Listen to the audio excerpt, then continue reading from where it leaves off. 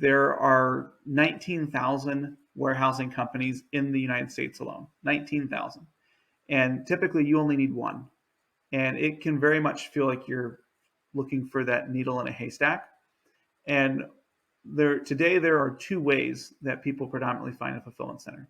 The first way is that they Google, which means that they find the fulfillment centers that are spending the most on Google or have spent the most on SEO, or they ask somebody. They can ask a consultant, they can ask a friend, another brand, but they're getting someone else's personal view.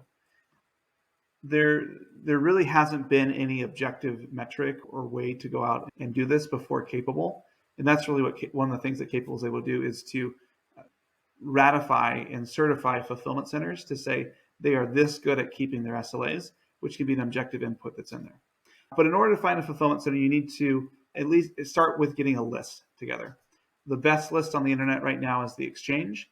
That has over 1,000 fulfillment centers that you can look at all across the world with different filters that you can go to play with and things like that.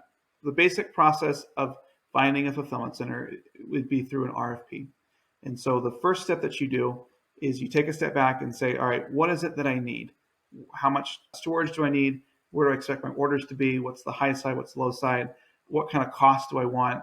What is that defined program that I have for that?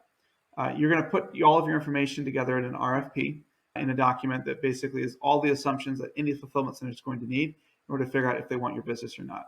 From there, you'll make your list. You'll go to the Exchange. You'll make a list of 10 or 15 fulfillment centers that you think could be a good fit based on the parameters that were there.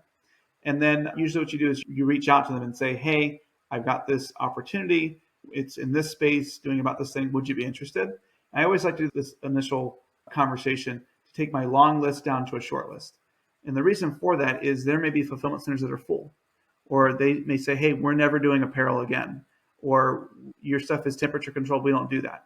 And so it allows you to save your time and their time to go through that. But once you have your short list, then you send the RFP off to them, and you need to give them 3 to 4 weeks to think through that, to ask questions, to work on it, to get your information back through there. Then you can go through, do the analysis, and effectively be able to figure out what the cost is going to be on your high side and low side business case. You should do a facility tour to inspect it, make sure it's good, check the security, check all those other elements that are there.